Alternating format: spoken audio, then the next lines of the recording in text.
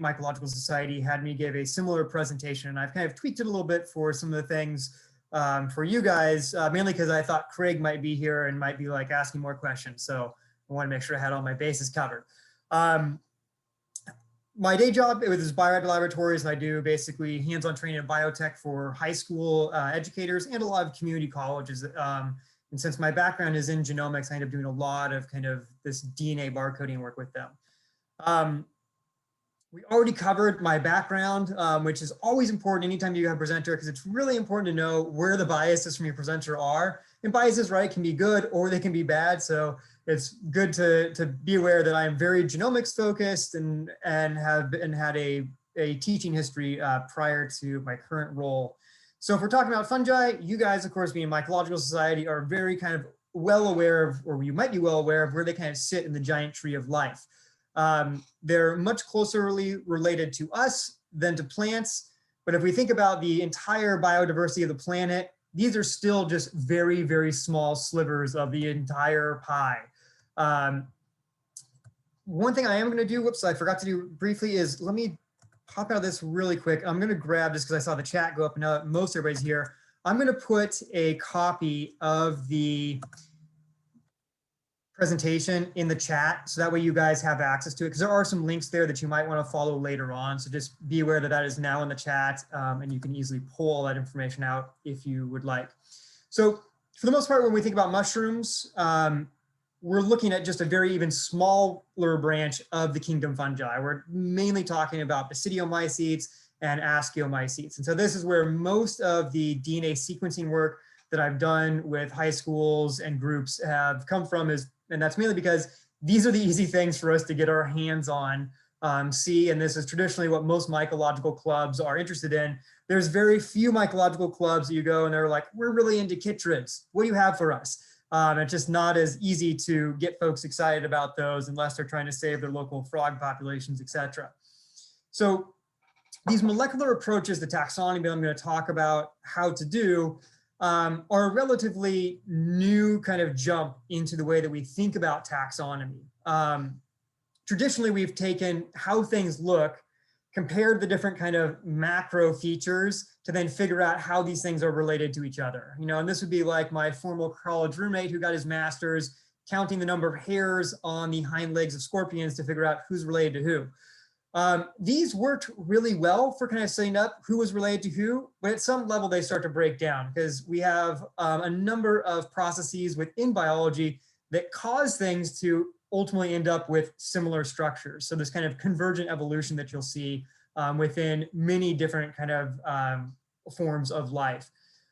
This grand, I would say, change to more of a molecular approach really took place in the late 1970s, mainly due to Carl Woese and George Fox, who really pioneered this for bacteria. And so what they started doing was, and bacteria is a great place to start, because if you ever try to look at bacteria underneath a microscope and then decide who's related to who, you can give yourself a migraine within about an hour.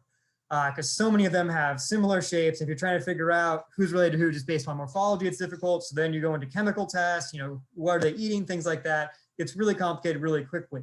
But what these guys decided was, if we could go and we could look at pieces of the DNA of the entire genome of these organisms that don't change much, but change a little bit, maybe we could use these to more or less kind of have barcodes for organisms, i.e. I could read the sequence of A, T, C's, and G's in the DNA and say, this represents this species. And I might even be able to take those and look at a couple of them, and based on how closely related those sequences were, talk about how closely related they were from an evolutionary point of view, and really draw these phylogenetic trees, how things are related based upon some really like fundamental properties. Because you got to remember, things like the hairs on the back legs of scorpions could change for a whole bunch of reasons. DNA can change for reasons, but at least it migrates kind of down evolutionary kind of lineages. So they looked predominantly at something called 16S ribosomal sequences. So all organisms have ribosomes, or all organisms we're aware of right now have ribosomes in them. And this is basically a structure that takes the information that's coming out of the DNA and then translates this into the proteins, the things that all of your cells are built out of. So it's really one of those kind of genes that you've got to have in order to be alive. So it's a great one to go after because everybody's got to have it. And so if you can compare the sequence there, you can start to figure out how are these guys, how are they related to each other? And from this work, the amazing thing was they started out thinking that we're just going to look at bacteria and we're going to see how these bacteria are related. And in the process of doing this, Carl Woese all of a sudden realized that, oh, these things we've been looking at with the microscope, they're not all just bacteria. Like there seems to be something else when we look at the DNA that starts to skew off onto its own. And so this branch they called archaea. And archaea are actually much more closely related to us than they are the bacteria. So they are kind of our ancestry more or less, if you're thinking about this on a grand evolutionary scale. And the archaea are things that inhabit really interesting environments. So when you talk about halophilic organisms, things that can survive in really salty places, or thermophilic things, this is usually where these archaea like to hang out. They like the really extreme environments, and that's where they're able to kind of make things work for them. So from Carl Woese and Fox's work, at that time, the techniques that they were using were really, really laborious. They also used what we call like hot materials, so basically radioactive material, in order to do the sequencing.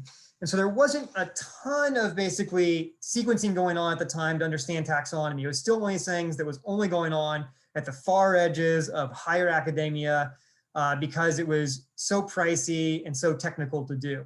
But as these technologies started to change, our ability to basically figure out the sequence of DNA started to change because the fundamental ways that we were doing it were getting cheaper and easier. You started to see more people talk about wanting to understand the entire basically tree of life with this DNA lens. And so this in kind of pop culture got called DNA barcoding. Basically the idea that, you know, you could go to the store more or less and you could pick up, you know, anything you find at the store and you find a barcode on it. You could scan this in and it would tell you what it is. And so the biologists basically gave a marketing spin to what they were doing to have that same idea, which was you could basically pick up an organism from someplace, figure out the barcode that was on it, the DNA from one of these conserved regions, and then be able to say, okay, this is that organism.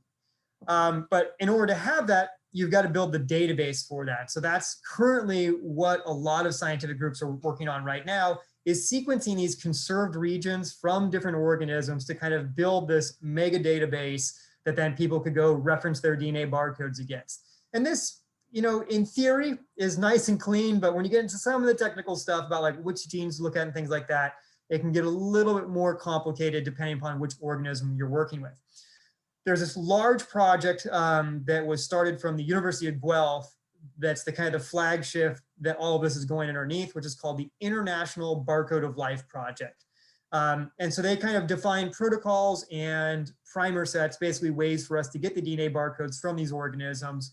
And they are mainly looking at kind of three large groups. They're saying, okay, we want people to go out, start doing this for animals, and they're going to look at the cytochrome oxidase 1 gene, which is highly conserved. For fungi, they're going to look at the internal transcribed spacer from the ribosome, the ITS, and then plants are still hard. And so they're asking for 3 different locations in the genome that you look at. And even for fungi and for animals, as you kind of move your way closer down to species, certain groups, certain genera, sometimes you need additional kind of regions of the genome that you look at in order to give you that specificity that can say, okay, now I know who this is. So most of these, though, will work off of a backbone of what I'm going to show you today, which is more or less this long diagram here. The top half of this, the document voucher microscopy, I originally was not going to have in this talk, but first time I went to go give this talk, I had so many people say, hey, I see that you're doing this. Would you talk about this upfront part? Because I'm still not even on this portion of it yet. And the document voucher and microscopy portion of this is huge, because all of the other stuff that eventually gets you the DNA information, we have to think about DNA as just being another kind of factor, another piece of evidence to then claim which organism it is. And so having good documentation of photographs of this thing in the field, maybe a dried specimen someplace in an herbarium, and then microscopy really fill out our picture of what that organism is and helps us all understand at a much deeper level what that DNA sequence means. And so that's why we're going to go through the document, voucher, and microscopy portion at the start. And then we'll talk about how do you extract DNA from one of these organisms, from a fungus. We'll then talk about how do you amplify it, how you confirm your amplification work. And these are all things that you could literally do at your home with a little bit of training. In fact, I've been doing this in my bathtub for about 5 years now. And then I've been training other people on how to do this with other little home lab setups. Then once you've confirmed that you've got your DNA amplified, you can then send it out to places that can do the sequencing on that amplified piece of DNA relatively cheaply. So we're talking under $10. And what they'll send back to you is DNA sequence that represents your organism. And then we get to go into a little bit of bioinformatics, understand what this organism is, who it's related to. And so I'll bring you guys through all of those steps. And then I would say most importantly, at the end of this process, we want to take any of that sequence that we've generated and our kind of idea about who this is and submit it to GenBank, which is this giant repository of all these DNA sequences. That way other people can use the data that you've generated, and it helps us all build our understanding of what this taxonomic tree looks like for fungi. So first, let's jump into documenting, vouchering, and doing microscopy. Remember, every presenter is biased, and so I'm going to be biased and show you guys just iNaturalist. And that's mainly because I started on both of these platforms around the same time, and iNaturalist was just much easier for me to use than Mushroom Observer, and I'm a generalist. I love fungi, but I also love plants, insects, bacteria, and so iNaturalist was a better fit for me just because it allowed me to document everything. So when documenting mushrooms, and I'm sure you guys have kind of covered this in a number of things if you're done, but I will do it anyway.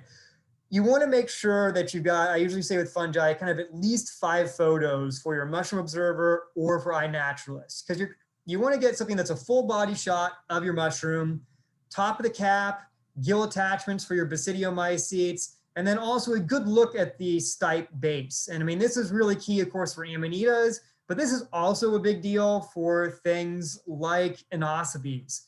And then, of course, a good habitat shot. The habitat shot is one that everybody always misses in iNaturalist, and I always have to come back through and be like, you know, what was close to this thing? The reason it's great to shoot a habitat shot, and this is also one of the reasons I like iNaturalist, is because I can photograph where that mushroom was, and maybe I don't know in the background there that that's a red Japanese pine, but on iNaturalist, I can find some pine nerd that will be like, oh, I know what that tree is. And then now I at least know my host organism for this amanita. You can also try to get all of those aspects into one photograph, so you can do the nice staging that you always see in, say, nice and good mushroom books, right? Where they'll have multiple stages of the mushroom. You can see the gill, you can see the base of the stipe. One's turned a little bit so you can see the cap. The only thing missing is, you know, a nice landscape shot somehow mixed in here. But big goal is get as many of those diagnostic pieces of evidence that are used to determine what the mushroom is in your photographs that you're uploading to your favorite platform, be it iNaturalist or Mushroom Observer. Within that though, there's some really good tricks, especially now that everybody is pretty much doing this on their cell phone. The biggest one for everyone's cell phone that I think that would change the way Mushroom Observer and iNaturalist looks the most is learning just to use exposure differences on your camera. So most iPhones and Android phones, if you hold down on your screen when you're trying to take a photograph of something, it will auto lock, which means now it's not focusing back and forth. And then if you slide your finger up and down, you can change the exposure, which means that chanterelle that you're shooting in deep shadows will no longer be this blown out thing. You can actually start to change it so that we can see the texture of those primitive gills. And so this is a big, big, big trick. The other one, and this is once you end up down the rabbit hole a bit, is you want to start being able to photograph all of those microfungi. So if you're like Sigrid, you need to be able to get on your hands and knees to see these things and then have something to capture them with. And so my starter piece that I use for a lot of mine are these little tiny clip-on macro lenses that just go over the top of the phone. And so with these, you can get really, really small fungi pretty well with your cell phone for really cheap. So these, you're going to be able to find them for about $5 to $10 usually on things like Amazon or other internet providers like that. And as you can see here, this little mycena, it is probably like 0.5 centimeters, but I'm able to get that with my cell phone just with this little clip-on thing. And what it does, even more than allowing you just to capture, you know, that first small fungi that you find, you get in the habit now of seeing small fungi, and then you really realize how prolific fungi are even in the urban environment. The other thing you could also add to your Mushroom Observer or iNaturalist documentation, if you're going the whole route, is doing a good spore print. I like to spore print into a Petri dish, and that's mainly because sometimes I'm not sure what color print I might get from certain fungi. So this allows me to now move it onto a black piece of paper, a white piece of paper, or something that gives me contrast, which then allows me to tell a little bit better what the color of the spore print is. And then if you're going full nerd on your samples, you can bust out the microscope, get in there, get those, spore measurements, get your basidia measurements, go after getting the ascus or asci, and then also doing some staining of them. But this usually tends to be a whole talk in itself, so I won't dive into that. Once I've documented my mushroom, I will try to upload it to iNaturalist as soon as possible. And so some people love to build out their entire observation before uploading it. I am one of those people that I find that my uploads to iNaturalist or Mushroom Observer are works in progress. And that's because some of these things I might not get to right away. I might not get to the microscopy for a month. I might not get to the DNA sequencing for 2 months. And so I want to get this up there right away, mainly because I use the unique identifier from iNaturalist when I upload it. And you can do this with Mushroom Observer as well, as basically my unique identifier for when things go on my dehydrator. So that way, when I turn that fan on and they blow all over the place, hopefully not, I at least have an idea of who was who because I've got my tag there next to them. This unique identifier then moves into my Ziploc bag with my dried material and some silica so that they stay nice and crispy in the future. And this is basically what I use for my entire kind of cataloging system. In fact, this is even the number that I will upload to GenBank at the end, so that way other people can easily find all of this data very, very quickly. One note on the dehydrator. You want to dehydrate at lower than 50 degrees C in order to get good samples for DNA work. If you go much, much higher than that, if you're just cranking your basically dehydrator to its highest temperature, sometimes you can cause a little bit of DNA damage there. And so it's better to kind of do it at a cooler temperature for a longer period of time until they're crisp and crunchy. And that way, the DNA is in its best state possible. Let's see here. Sorry about this. I'm not sure why that one's not coming through. Okay, so one of the samples we're going to follow through today. Sorry, I'm kind of out of my realm today because I'm used to doing this a little earlier in the day or much, much later in the day.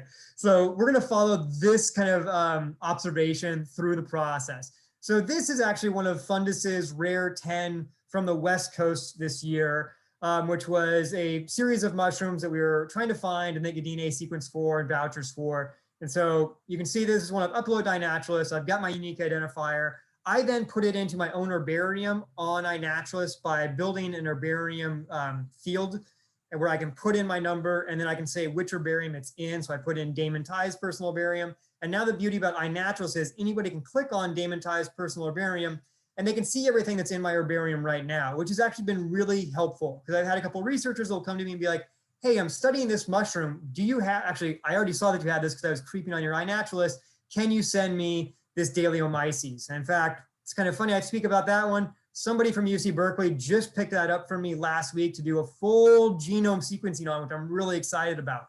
And so being able to easily point to people to what's in your herbarium can be very, very useful as far as expanding what we know about fungi, because it makes it easier for researchers to find the things they're looking to work on. So now that you've kind of done your document, your voucher, you've done a little bit of microscopy, and you've got that up into Mushroom Observer or iNaturalist, now we can dig into the heart of this talk, which is how do we extract the DNA, amplify it, and then confirm it in order to get that sequence. So the tools that you need in order to do this for a home lab, are actually relatively small. I'm going to show you guys the most basic thing you can do, because you can always kind of grow, i.e. price yourself up in what your lab looks like. But I think what doesn't get talked about enough is how can you be really, really cheap with the gear and still make things work? And so at the basic level, these are the tools that you need in order to do DNA amplification in your home, to do DNA sequencing.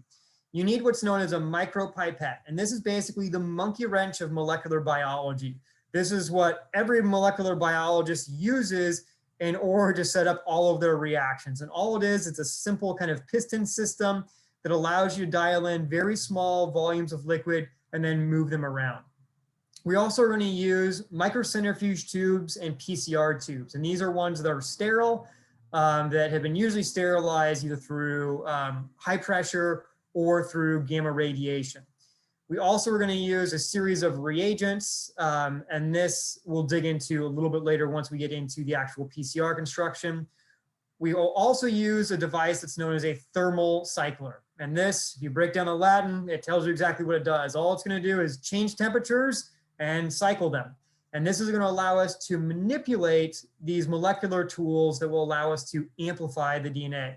The last kind of major piece of hardware you would need is a gel electrophoresis box. This is just a fancy sounding word for a way to separate DNA using electricity. So in order to understand the theory of where we're going, we've got to understand a little bit about general kind of cell structure. So if you look inside of any organism, you will find nucleic acids in its center. And the primary one that holds on to the information of all organisms is DNA, the deoxyribonucleic acid. It's the primary kind of like biological code that everything is coded in. In general, it has a double-stranded macromolecule. Each strand basically has a copy of the information of what you need in order to be that organism.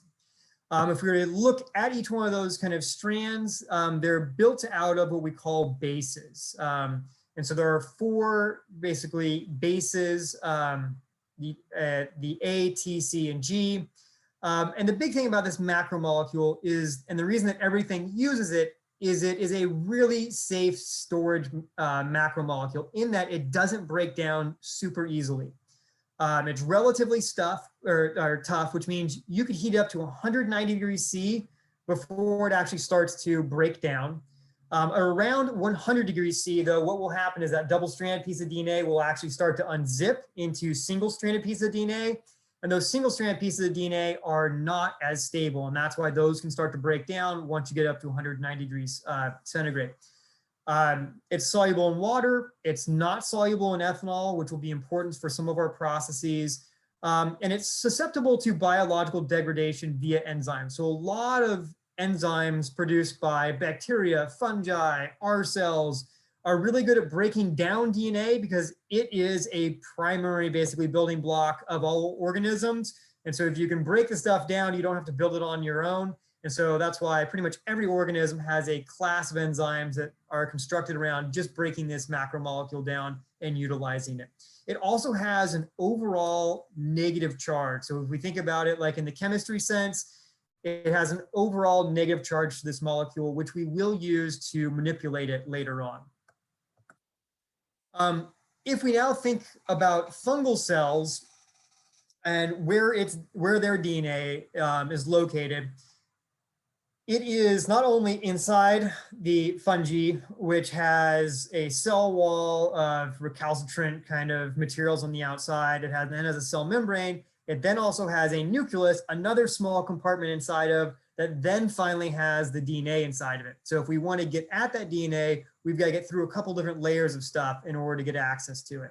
Fungal genomes are relatively small for eukaryotes. And when I say eukaryotes, what this means is organisms that have that nucleus inside where the DNA is. So bacteria don't have this. Once you get inside the cell wall and the cell membrane of bacteria, their genome is just laying out there in the cytoplasm. But for us eukaryotes, we like to package it up deep inside this nucleus, which is one more level of protection, and it allows us to do some kind of interesting regulation with it. So most fungal genomes are about 50 million nucleotides long. So not huge compared to the 3.2 billion base pairs of a human genome. And that's why we're just starting to see, actually I just met with Alan Rockefeller a couple nights ago in a random sketchy park in Oakland. And he's actually helping somebody facilitate sequencing a whole bunch of the fungi that he's very interested in. And I was asking him, well, like, what's the largest genome you guys are working on? He's like, oh, probably about 70 million base pairs. And so it's really cool that we're on this kind of turning point, I would say, in this world where we're going to start seeing a lot more full fungal genomes coming online due to folks in the community science environment and also in the academic world that are trying to flush out what these full genomes look like. But For our purpose today, for DNA barcoding, we're going to look at just less than 1,000 base pairs. So out of that 50 million, we're just looking at like a needle in a haystack portion of it, a really, really tiny piece of it. To get inside that fungal genome, we've got a lot of tough stuff we've got to get through. There's the cell wall, which is really tough compared to a lot of organisms. So if you're trying to get inside of a human cell, it's really easy. We have a little kind of membrane. You could easily break through that with just some like, a strong base would do it. For fungi though they're really good at protecting themselves because they live in some crazy environments. And so they've usually got these nanoproteins on the outside, a bunch of beta glucans, then a layer of chitin, and then finally the phospholipid bilayer that pretty much every cell, yours, mine, fungi, bacteria have on the inside. And then we've got to get inside that nucleus. And so we've got all these levels that we need to get inside. The way that you can do that varies depending on the quality of DNA you're trying to get out. Since we just need to get out a little 1,000 base pair piece, we're actually not too worried about kind of beating up the genome a little bit when we go in there. But people that are trying to get in and get that full genome out completely intact, they will go in to that cell wall and attack it with different chemicals or enzymes to break it down kind of softly to then get into the cell.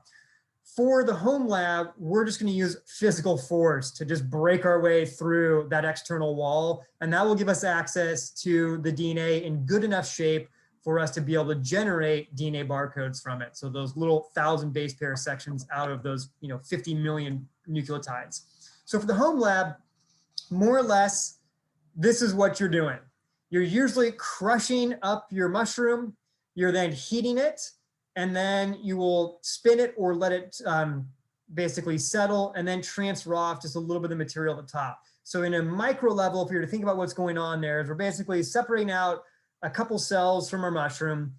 And then the physical crushing, what's going on there is we're actually breaking those cells apart from each other and physically breaking open some of those cells, so getting through that cell wall.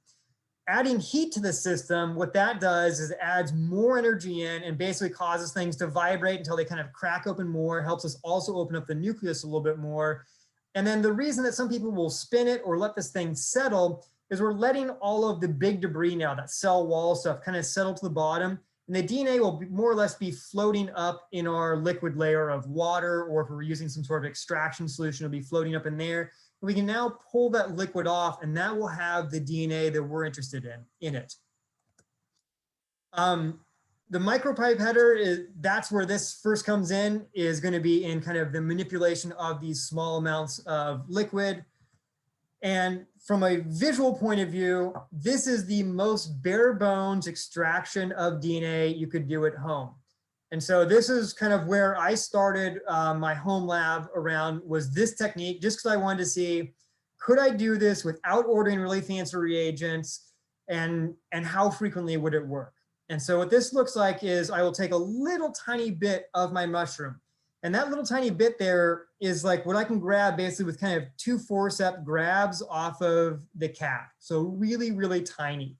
And that's going into a PCR tube. And you know what? I'm not at home right now, but like a PCR tube is about that big. They're really tiny. And then what I would do is I would find a way to physically crush this up. A lot of times I would start the crushing at home with a pipette tip. And so the micropipetter I showed you before, it has these little plastic tips that you put on it that you'll use just for one sample at a time, and then remove the tips. That way you don't accidentally transfer DNA in between them. And what you can do with these tips is you could light them on fire, light the tip of it on fire, and it'll melt back a bit. And you get this perfectly shaped kind of mortar and pestle system now, which allow you to finally kind of grind up the mushroom. So what I'll do is I'll grind up my dried mushroom a bit.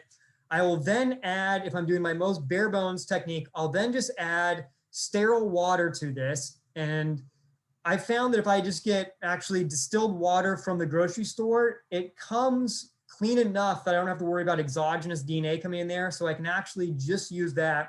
I'll grind my mushroom now with the water, and this will help kind of open up some of those cells some more. I will then heat this for 95 degrees for about 5 minutes, which is just right beneath boiling. Boiling's at 100 degrees centigrade. And this will then kind of pop open the rest of those cells, get me access to the DNA that's in the nucleus. I'll then dilute it out some more with water, which helps kind of the materials fall to the bottom. And if I let it sit, most of that cellular debris will fall to the bottom, and I can now just pull out what we call the supernate. And so I'll go down just barely into the water level and pull out right from the tip of it. And this now, I will now have enough basically DNA in that little drip of water that we'll be able to amplify it for our DNA sequencing. So this is the most complete bare bones level of it. You can level up by doing a few small things. You can level up your DNA extraction to be more successful. So this one I just showed you, I have about a 70% success rate more or less when I do this. If I then add KOH instead of water, so I add 0.1 molar KOH instead of water to do the grind with, I'll kind of bump up to about 85% success. Then there's an extraction protocol called extract and amp, which more or less looks the same as this, but it uses a more complex extraction solution than, distilled water. And it will bring me up into the 90% range now, usually for success. But they're all usually going through the same thing, which is the grind in a solution, heat it up, and then dilute it out a little bit, and then pull out your supernate to move on to the next step. If you are working in an academic institution or an industry where you've got a little more money to spend because maybe the sample is the most expensive thing for you, because maybe you're not going back to the Amazon anytime soon and you need to make sure that this micro mushroom works for you, you would do a more careful extraction of the DNA. And this usually involves the similar steps we just saw, except that when you go to get the DNA, you would do additional cleanups using usually spin columns. And what these spin columns do is they allow you to more or less attach the DNA to some sort of resin, spin out all the rest of the gunk from the cell, and then wash that resin a couple times so that the only thing left in that resin is the DNA. And now if you want the DNA, all you would do is add water to the system and you'd be able to pull the DNA off of it. The wash solutions that are used in this just have a really high ethanol content, and DNA does not like to be in ethanol. And so it will stay stuck to the resin. And when I say in ethanol, we're talking like 80–90% concentration of ethanol. So not your typical like off the shelf vodka. And then we can pick out the DNA using just water. Once you've got your clean DNA, the next step we need to do in order to get closer to our DNA barcode is actually amplify the DNA. This is going to do two things for us. It's going to allow us to get a whole bunch of the DNA we're interested in and specifically target just that one small section of the genome we're interested in, that 1,000 kind of base pair section of the genome. The technique that's going to be used for this is called the polymerase chain reaction. And this was a technology that came online in the early 80s, brought about by a guy named Kerry Mullis, who is a slightly, how would you say this? Not charismatic, but let's just say an interesting character. He moved out to the San Francisco Bay Area during kind of the 60s, 70s, and the mythology theory behind how he came up with this was he broke up with his girlfriend, went for a long drive on Highway 1, did a lot of acid, and then says that he envisioned this process like in the sky above him. And so of course he comes back to work on Monday and is like, hey, I've got this great idea. And everyone at Cetus Corp was like, oh boy, another Kerry idea, But one guy there listened to him, and within 6 months, which is an amazing amount of time for anybody that works in molecular biology to like take something from theory to actually have a working process, they were able to get this process to work. And ultimately what it does is it's an ability to go in and basically amplify small sections out of the genome and make millions, if not billions of copies from that little section really, really quickly, which was a game changer for the entire biotechnology industry.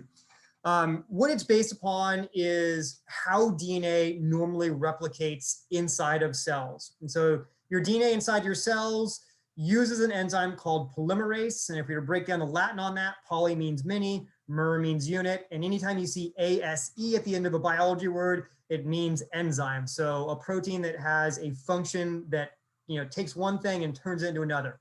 So this enzyme, it takes units, small units, basically of DNA and then turns them into a polymer of DNA, a long chain of it.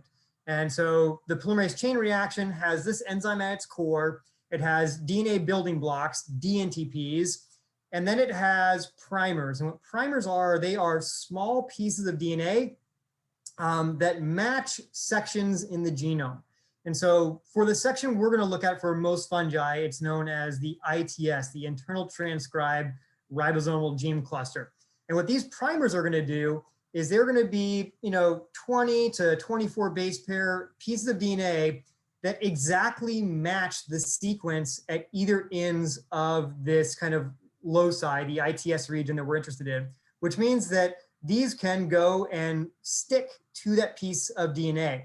Once they've stuck there, the polymerase enzyme can actually use them as a starting block to then make copies of the DNA in between them. And so that's how we're going to generate basically lots of copies of this DNA barcode region is through the polymerase chain reaction. So in fungi, most everybody starts off by using ITS. I would say it's the most general look at most fungi. However, though, for certain groups, this might not resolve the difference between one species or another. And so people will then start to look at other locations on the genome. So sometimes people will go over there to the right and they'll look at LSU. Sometimes they'll go to other locations in the genome that are also highly conserved. But for the most part, everybody starts usually with ITS1 and ITS4 and is more or less pulling out this 500 to 650 base pair region to look at. So I'm going to show you PCR a few different ways just because it's such a core piece of the technology. So this is going to be a static model of it, and then I'm going to jump out and I'll show you an animation of it. So to start with, we have our target sequence. And those primers, what they will do is if we heat DNA up, so this is taking place on that thermocycler instrument I talked about before. So the thermocycler will basically take your sample, it'll heat it up, the DNA will unravel, and you'll have two single-stranded pieces of DNA at this point. If the thermocycler then cools it back down a little bit, so we go from near boiling to about 50 degrees C, still very uncomfortable for most of us, those primers now can stick to their complementary regions in the genome, the ITS4 and the ITS1 region. If we then warm up the solution just a little bit, this polymerase can then grab a hold of those primers and basically make copies of the DNA with those as kind of starting blocks. And what will happen is you go from having basically two copies of that information on one strand and the other to at the end of this, you now have 4 copies of that information. And then if we move into cycle 2, we can do this again. We can basically heat up the DNA, it'll unravel. We can have those primers stick again as the temperature comes down, and the polymerase can grab it and start to make copies. And so now we've gone from 4 and we double that. And now we've got 8. And then if we go to our next cycle, we get 16, and it just grows like this exponentially. So if you go through about 30 cycles, you all of a sudden have about 1 billion copies of that original fragment. So this is a really great way to make a lot of DNA that you're interested in. So if you look at this as a curve, as how much DNA you have, over the cycles, it more or less looks like this. It's what we call an S-curve. It kind of limits out at the top over here, mainly because you start running out of primers and you start running out of nucleotides. If you didn't run out of them, we would all be in a heap of trouble, because by the time you start to cross around 40, or 40 cycles, you start making enough DNA that it competes with the size of the planet. And so having it run out is good for everybody. That would never happen. So there's this really great animation I'm going to take you guys through on how PCR works. And I think this is probably the easiest way, if you're trying to understand this technology, is to look at animations for this. So I'm going to jump out of this PowerPoint and we are going to go to a animation here. So let me go ahead and play that for you. Unfortunately, this was something that was drawn in Flash, and Flash just got retired at the end of 2020. And so now anything that was in Flash, you have to now find somebody that made a video of it or use an emulator. But this takes you through that entire process. So we're looking at a cell, they're looking at a human one, just pretend it's a fungi. What they're gonna do is we're gonna figure out how to go into the nucleus, get the DNA out and amplify it and make a whole bunch of it. So what I like about this animation is it also walks, at least from a teaching point of view, it walks people through what it looks like in a laboratory in order to set up your PCR reaction. So in this case, they are doing a forensics one. So they're looking at basically the cells you would find at the end of a hair follicle. But just imagine that this is your mushroom you just pulled out of the field instead of a hair. So what they have over here in their ice bucket are those reagents that I talked about. They've got the extracted DNA from their mushroom. So they're going to take that and they're going to put it into a PCR tube. They're then going to take the components for setting up the PCR reaction and move those into that same PCR tube. They're using a micropipetter, as you can see, and in between each one, they will change out which pipette tip they're using so that way they don't cross-contaminate stuff. So they're going to pull out that first primer. So say this is ITS1. They will put it in their PCR tube. They're now going to go back with a new pipette tip. They're going to grab ITS4, put it in there. And what I like about this is they're also doing it in the appropriate order. And you mainly do it not in this order, not because you're worried about mixing things up. Oh, and there goes the DNTPs, but mainly because you're doing it in the cost of these things. So the last thing you're going to put in is the most expensive reagent, which is the polymerase. So last thing they're going to go back and do here is they're going to grab the DNA polymerase. They will put that in the PCR tube. They'll then mix that up, and that will then go on to a thermocycler, and then we'll zoom in and see what goes on during the PCR reaction in this animation. So it gets closed up, gets well mixed, goes into the thermocycler, which is a really fancy machine to do heating and cycling or heating and cooling. You hit go on this, and now into the business.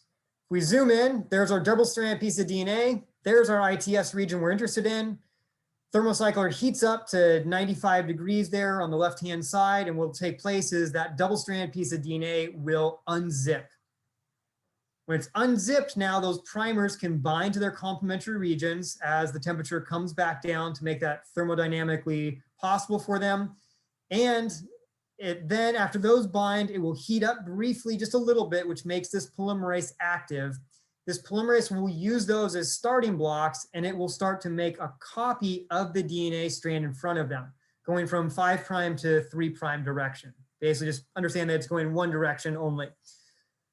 And that's the end of the first cycle. Second cycle, we'll do the same thing. It'll heat up, those double-stranded pieces will separate, cool down, the primers can bind again, heat up just a little bit more, polymerase becomes active, makes copies. Boom, end of second cycle. Third cycle. Doing the same thing again, right? We're going to heat it up. DNA will denature. Primers combine when we cool down. Bam, we go back through. And all of a sudden, we've got these fragments now that only represent the space in between the two primers. And right now, we're just at cycle 3. Cycle 4 takes place. We've got more of these. And then this really starts to kind of ramp up once we get out there a couple cycles. So now we've gone from 2 to 4 to 6 to 8 to 16 to 32 to 64. And now this just kind of balloons out of control, where you've got so much DNA now that you could potentially see this with the human eye at the end of it if it was super, super successful. So with that, let's jump back into this. Oops. Let me turn. Sorry about that. Since I work for Bio-Rad, anytime I play something in YouTube, what comes on right behind it is that song. Just the way it is. So one thing to know about the history of this, we talked a little bit about Cariamulus before, but a really cool factor is the polymerase that we're using for this just isn't the polymerase that you would find in normal cells like ours. Our polymerases, if you go into a 95-degree hot pool, you and me would both be basically a cooked human. No good for the polymerase either, it would denature. So the polymerase that's being used in PCR actually comes from Yellowstone. It comes from the Octopus Hot Spring in Yellowstone, and it was isolated from this bacteria that can grow basically right next to boiling called Thermus aquaticus. And so the name that's often applied to this polymerase is called TAC, which is just a, T.AQ that stands for this organism. So the crazy thing to think about here from a biotechnology point of view is if we didn't understand what was going on in thermal hot springs, we would never have this tool. And that's one thing that people forget about with biotechnology all the time is that all of these tools come from us having a deep natural history understanding of organisms around us.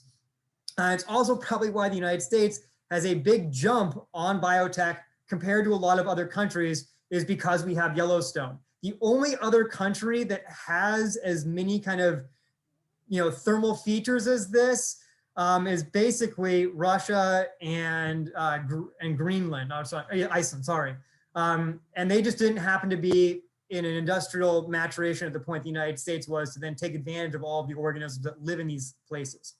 So the PCR takes place on a thermocycler, and like I said before, it's just an instrument that does basically heating and cooling really quickly. Right now, these all use basically a Petlier function from physics, which allow you to basically move electricity in or out to cause heating or cooling. You could also replace this with what Carrie Mullis used originally, which was 3 grad students and 3 hot water baths, one set to 95 degrees, one set to 50 degrees, and one set to 70 degrees. And you could literally just move your sample from one to the other, counting how long they were in each. In fact, there's a really cool video where somebody does this over a wood fire in Banff, like from a couple years ago, actually does PCR amplification more or less in the field over a wood stove. The cool thing about thermocyclers and why this is finally accessible to basically home scientists, community scientists, is the drop in price that has taken place with this technology over time. So the first thermocyclers that came on the market actually were around $50,000, if not higher. But since then, I would say starting around 5 years ago, you started to see these huge drops in the price of these. So for a while, there were these kind of what I'd call advanced maker kits that were on the market. So it wasn't like an off-the-shelf thing a community scientist could buy. You would buy this box of tools, you'd more or less put it together on your own, plug it into your own computer, do a little bit of programming with it. And for about 500 bucks, you could build your own thermocycler. Or as our Arduino and Raspberry Pi came out there, somebody started making these kind of other kits that just literally use an incandescent bulb and a fan, and they could facilitate the heating and cooling you needed for PCR to take place for about 150 bucks. But then about 5 years ago, we started to get these off-the-shelf products that were basically being sold to educators, but are great for community scientists, because for under $1,000, you can get a thermocycler that you can rely upon.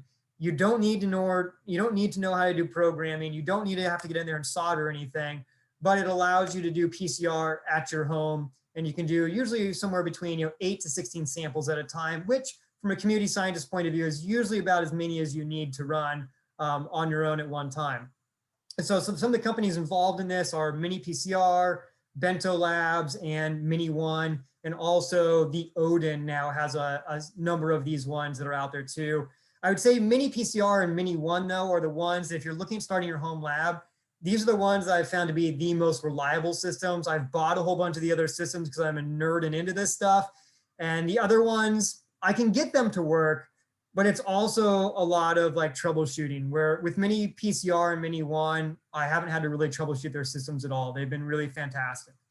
So these are the other ones that are out there, just so that you're aware of them. Like Pro PCR was one that Odin is selling. They also are selling Pocket PCR. And so if you're on a tight budget and you don't mind troubleshooting, those are great ones to go to.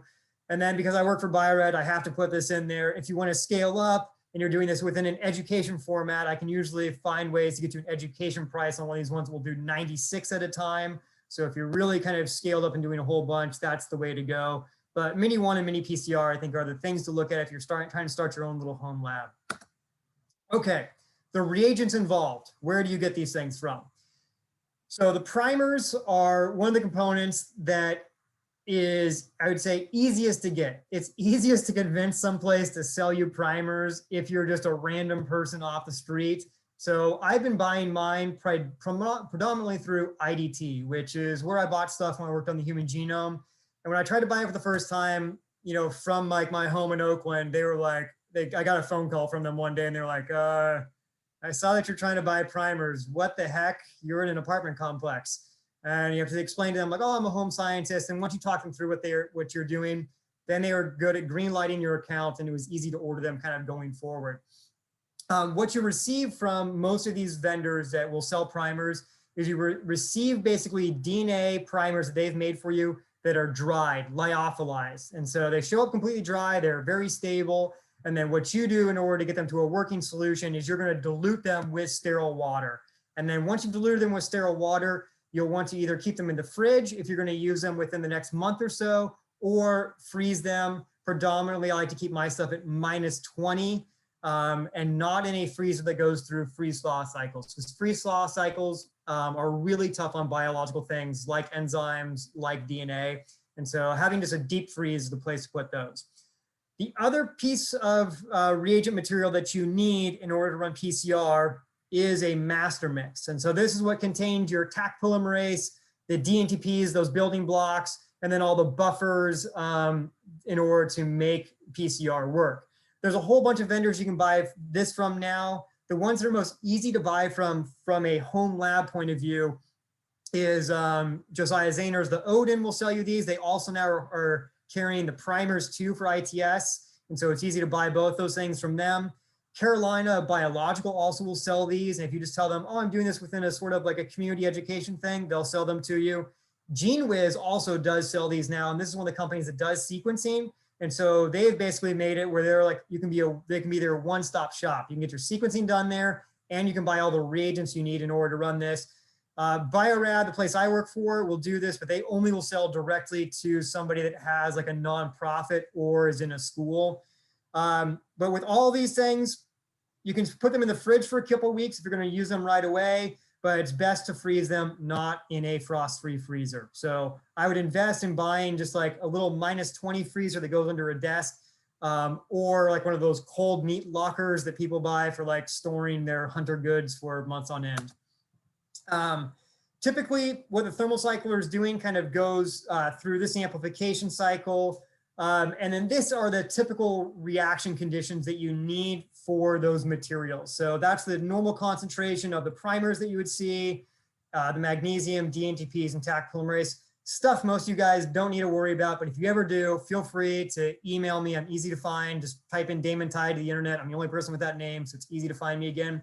If you're already going down the deep end on this, one thing that a lot of people don't talk about with PCR amplification that I think could be a really game changer, especially for fungi, because some of them can be tough to amplify due to their sequence, is adding DMSO 5% by volume to their PCR reactions. So the reason some things don't amplify well is that they have a lot of GC content. GC bases bind together using 3 hydrogen bonds instead of the 2 of AT. So if you get a whole bunch of GC together, it just basically means they're much more thermodynamically hard to pull apart. And what DMSO does is it actually just makes it more chemically easy for stuff to fall apart under heat. And so that's why adding DMSO to the reactions can give you a much higher basically success rate on difficult to sequence things. My reactions, the ones I do at home, I'm usually, because I'm trying to do this as cheap as possible, I'm setting up really small reactions. I'm setting up little 25 microliter reactions. I'm using just 1 microliter of template DNA from that DNA extraction, 9.5 of sterile water, 1 microliter of each of my primers at 10 micromolar, and then 12.5 of my master mix. I basically start off usually with my template DNA in there first, add everything else, mix it up, and then it goes on the thermal cycler. If I'm doing a whole bunch of samples at once, what I will do is I will mix all of these components, except for the template DNA, together in a large volume first. So that way I know all of my reactions are going to be the same. And then I can just add that to all of my tubes with my template DNA in there. Controls are something that get missed a lot in home labs and community science, mainly because they cost you a little bit extra to run. But the thing is, if you're not running controls, if something goes wrong, you will have a really hard time interpreting what went wrong. Was it my thermal cycler didn't work? Was it my template DNA? Was it my master mix? And so it's really important to usually run what we call a negative control, which means I set up that exact same reaction. Instead of adding template DNA though, I'm just gonna add the sterile water that I use for everything to it. And so that way, if I see an amplification on that, I know, oh crap, some of my reagents are contaminated and none of my stuff I can send off for sequencing. And then I use a positive control to tell me, hey, does my amplification technique, is it working? So what I've been using for my personal, basically positive control is I've got a bunch of morels from a couple years back, And Morel DNA is really easy to extract for whatever reason, and really easy to amplify. And so I will use this as my positive control. So I'll step through the entire process using my Morel. If I see that that amplified, I know my process is working. And so that way I can reliably say my other mushroom failed because of the mushroom itself and not because of my process. All right, so how do we actually confirm that our amplification took place? Because that DNA, even though sometimes will amplify enough you can kind of see it in the tube, most of the time you can't. And so what you really need to do is find out a way that you can visualize it and make sure that the piece that amplified is the size you were expecting. And so the technique that we're going to use in order to visualize the DNA is something called gel electrophoresis. And the whole idea here is it's going to allow us to basically confirm that the PCR reaction worked and that it worked by producing a DNA fragment of the size we were expecting based upon our ITS primers, which is going to be between 500 and 650 base pairs. So this relies upon the idea that DNA is negatively charged and that it will migrate to a positive end in a chamber that has a charge at both sides. Now what we're going to do is to get the DNA to separate is we're going to put it inside of a matrix that will cause it to basically slow down large molecules moving through it and let smaller ones make their way through faster. And so ultimately it will look like this. We're going to make this kind of gel material. It kind of looks like Jell-O, and it's going to have little tiny wells in it. And using our micropipette, what we will do is ultimately load our DNA into these wells. And this is all sitting inside of a little tiny circuit. And by circuit, I mean we've got a battery hooked up more or less that's causing a positive charge at one end, a negative charge at the other, and opposites attract. And so anything negative is going to try and migrate towards that positive end. As it does that, these small fragments can make their way through this matrix faster than the large ones, and they'll basically separate out based upon size. And if we run a known size piece of DNA kind of in one of our lanes, we can then compare against what we got from our PCR reactions and say, I know that that fragment is 500 base pairs. My bands are about that. I definitely amplified the thing I wanted it to. And you can do this very DIY. The little boxes that Mini PCR has, that Mini One has, are great because they're quick and easy to use. But if you want to totally DIY this, you could literally build gel electrophoresis out of some 9-volt batteries, alligator clips, and basically a thumbtack box. And so what you could do is you could pour your gel in there, and you could use, I've used Knox gelatin from the grocery store to do this, and I've used basically a hair comb. What I would do is put a hair comb in there so it doesn't touch the bottom, pour my Knox gelatin in there, let it set up, and then remove this. And then what I would do is I would put paper clips on both sides of the gel, clip it onto my alligator clips, and then run that to 3 to 4 9-volt batteries. And if you set that system together with tap water, you will see that there'll be bubbles coming off of your paper clips. What this tells you is that there is electricity making its way through this system. And those bubbles, what you're seeing is basically hydrogen being produced at one end, oxygen at the other, and things that are negatively charged being moving towards that positive direction. If you want to prove this to yourself, what you could do is basically put a drop of water on a Skittle, pull off the dye from it. All of the dyes that the FDA allows you to eat are negatively charged. And you could put that in your little tiny well that you made from your comb, turn the system on, and those dye molecules will move through there just in the same way that DNA does. And so it's a really great visual representation to see what your DNA is doing. DNA, unfortunately, isn't brightly colored like an FDA food dye, and so we can't see it with our eyes. It only absorbs at 280 nanometers. And so what we need to do is we need to actually stain it in order to be able to see it. So if you were to use the same system for your DNA, you would load it with a loading dye. I don't have a picture of that, which just makes it heavy enough that everything sinks into the well. And then after you run it, you would stain it so that you could see the DNA. And you can do this with the Mini PCR or Mini One system using what they call a fluorescent stain. And this will basically stick to DNA, and under a UV light, it will glow, which then allows you to go, okay, there's my DNA because I couldn't see it with my naked eye. There's tons of different ways to set up boxes to do this. These off-the-shelf ones from Mini One and Mini PCR are great. You can build your own like I showed you before. But ultimately, gel electrophoresis is kind of one of these core techniques in biotechnology that we use to separate DNA molecules based upon their size. The components you need in order to run this, at least from the way that biotech usually does this, is we will use, instead of Knox gelatin from the grocery store, we use something called agarose. It's also a very jello-like substance. It just gives us a defined size of pores inside of the gel. Knox gelatin's a little bit tinier, so it causes things to move a little bit slower. The other portion of this system is a running buffer. So that's the liquid that's going to go in this system that allows basically the electrical current to move from the negative side to the positive side. The typical running buffers used for agarose gels tend to be what's called TAE, tris acetic acid and EDTA, or TBE, tris, I'm blanking on the B all of a sudden, boric acid and EDTA. And what these buffers do is they just basically keep you from forming a lot of acid and base as you're running that system, because that can take place in these little tiny gel boxes. You can form acid and base at both ends of the terminal, and it can cause a little bit of damage to the gel. The loading dye will be used to basically make your DNA sample from your PCR heavier than water, so that way it will fall into your well when you load it. And then a DNA ladder is just that known size piece of DNA will run in our gel so we can compare what our fragments look like to understand their size. For doing the gel electrophoresis though, I'll usually break my sample in half, which means half of it's going to go to gel electrophoresis so I can confirm whether or not PCR worked.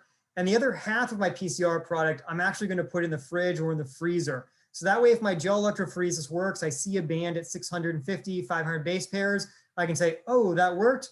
Great. Now I can take my PCR product and I can send it off to one of these companies to sequence.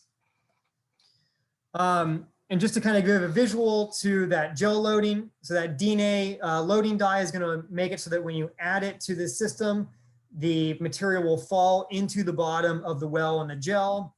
And then when you turn it on, they'll partition out based upon size. And so this is typically what one of my gels would look like. I'd have a DNA ladder on the left. That's those known basically size fragments of DNA. And you can pick these up from those same resources that you bought your polymerases from.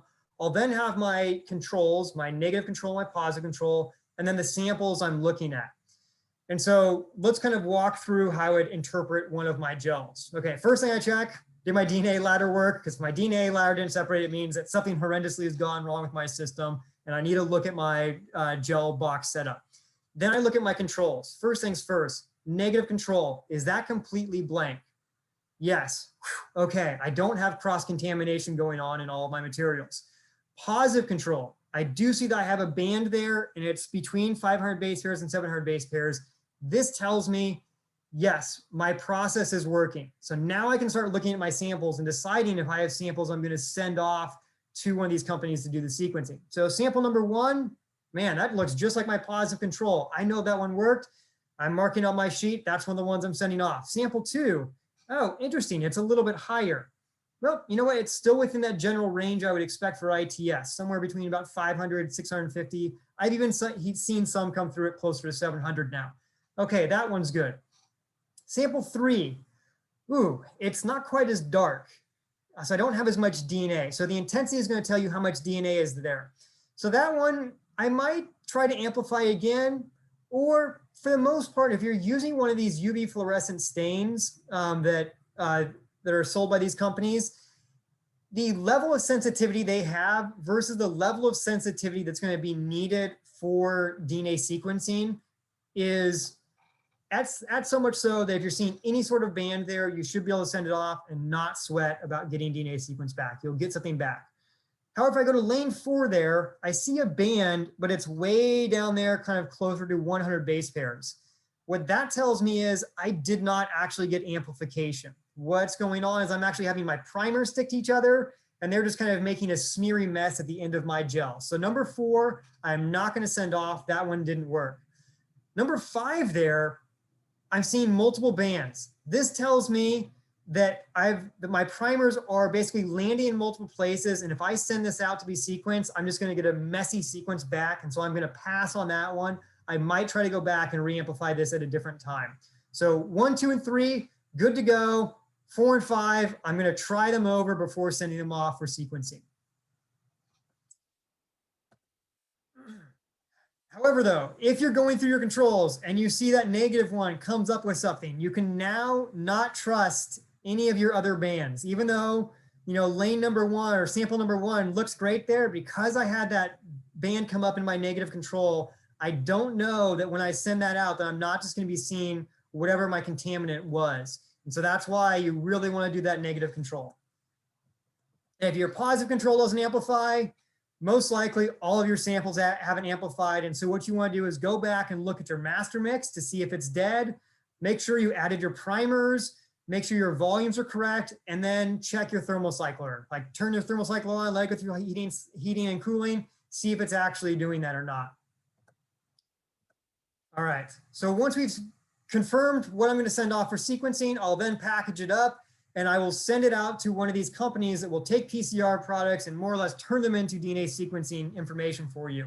So what I always tell people is the first place you want to try is try a local university. Most of them have a DNA sequencing core lab that they'll get you access to, and they tend to be cheaper than a lot of these other companies. However, though, I've got to admit, a lot of these companies now are really offering some prices that compete with some of the local core labs. So these are the major labs that when I talk to people that are doing community science, DNA sequencing, this is where they're sending off to. So GeneWiz is kind of an international company, so they've got hubs all across the United States. McLab out in South San Francisco, I believe this was a secret you're sending yours still to. They give a really good price, and the nice thing is they're really nice people. You can get them on the phone and ask questions.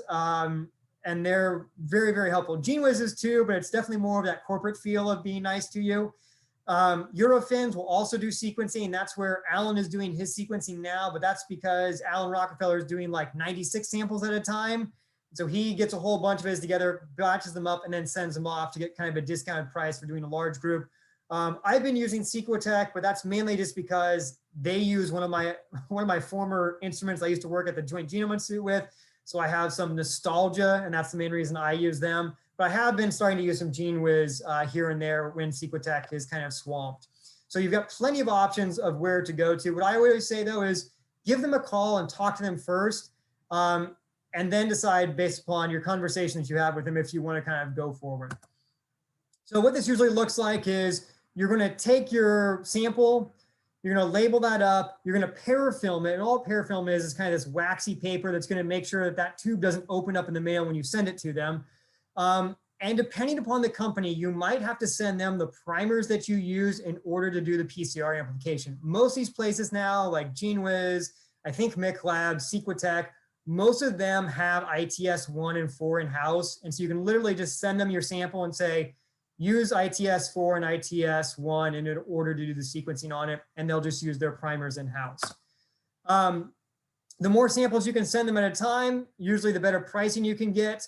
So some places don't accept like single tubes, so they want at least 8 at a time. Some like Eurofins, they'll give you a price break for sending 96 of them to them at a time. So that's why it's always important to call and kind of say, hey, this is the size I'm doing. What can you guys can offer me? What makes it easier? And if you always come across saying, what makes it easier for you? And how do I, change my technique a little bit for you? You'll find somebody that'll work with you a lot quicker. There used to be places that you could send this to, or there's still a handful that you can send just your dried sample to and have them process it. So if you just looked at all the rest of the stuff we did and went like, I don't want to do that, I just want the DNA sequence, there are a couple options for you. It's just not going to be as fast to get your samples turned around.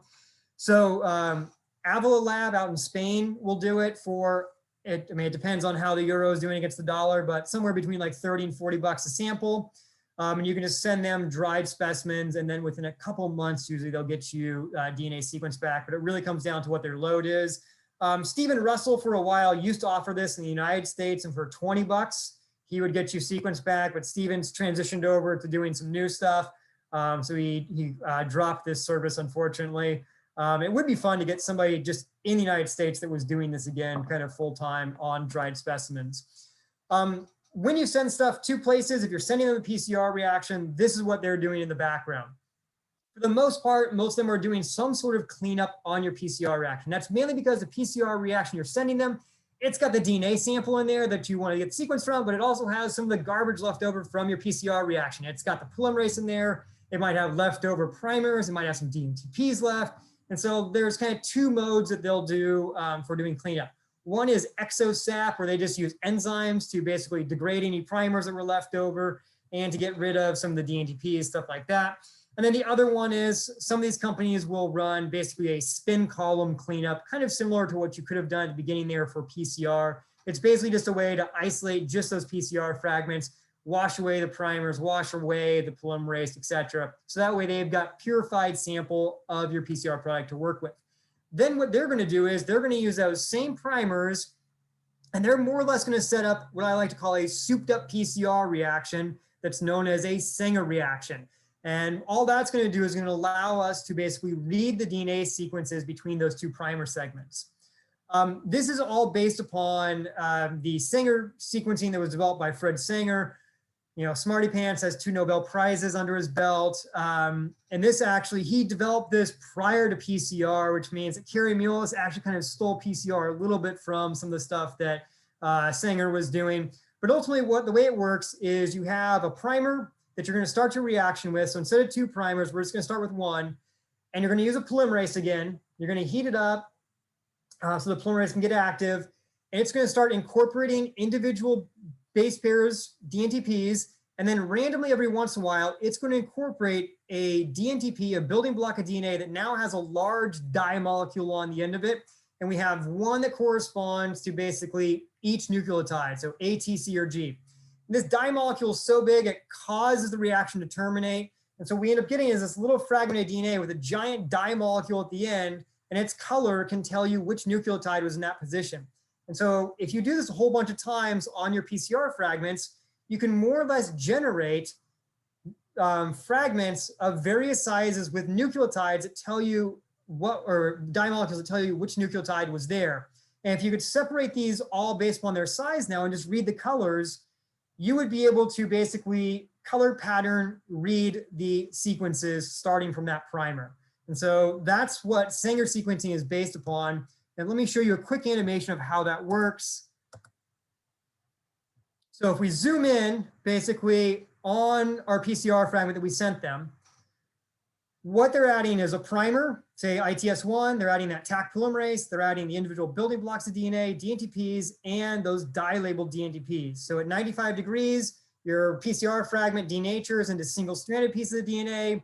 The primer then attaches when it cools down. That Taq polymerase, if you warm it up a little bit, becomes active. It grabs that primer, starts to basically build a new strand of DNA with those DNTPs, and then randomly every once in a while, one of these dye-labeled ones will get inserted. Boom, it's in there. It disrupts the polymerase falls off, and now we've got a fragment of DNA, a specific size, with a nucleotide that tells us exactly what was in that location that far away from the primer. And since we're doing this on all of those PCR fragments you generated, and we're going to do this 30, 40 cycles, we actually end up generating a fragment for every single location coming away from that primer, with a dye molecule at the end that tells us what was there. And so if we can just separate these based upon their size, we'll be able to see the sequence of DNA. The way they separate that based upon its size is using gel electrophoresis again, but in a miniaturized version. And so those Sanger fragments, those dye-labeled DNA fragments, will go into this large array. And these are basically little glass capillaries that are similar to the gel I showed you before. What will happen is those fragments will get basically pulled up into it using voltage. Remember, they're negatively charged, so if you apply a positive charge, they'll go after it.